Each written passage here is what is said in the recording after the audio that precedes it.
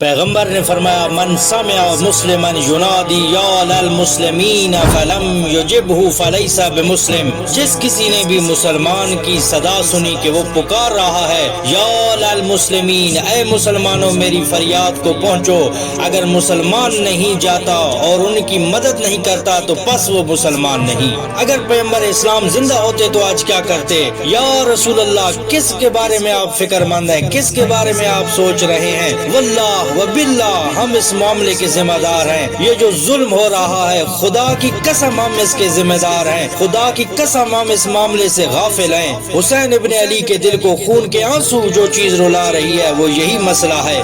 اگر حسین ابن علی زندہ ہوتے، اگر حسین ابن علی آج ہوتے تو کہتے اگر میرے لیے عزاداری کرنا چاہتے ہو، اگر میرے لیے ماتم کرنا چاہتے ہو، اگر میرے لیے زنجیر مارتے ہو تو بس تمہیں فلسطین میں ہونا چاہیے تھا۔ شمر تو 1400 سال پہلے مر گیا، 1400 سال پہلے چلا گیا۔ آج کے شمر کو پہچانو مسلمانوں، آج کے شمر کو پہچانو۔ آج فلسطین کی در و دیوار فلسطینیوں کے نعروں سے لرز رہی ہیں، فلسطینیوں کی چیخوں سے لرز رہی ہیں۔ پہلا سوال جو ہمارے مرنے کے بعد ہم سے پوچھا جائے گا یہ ہوگا کہ اس زمانے میں اسلام کے ساتھ وابستگی کے لیے اے مسلمان تو نے کیا کیا؟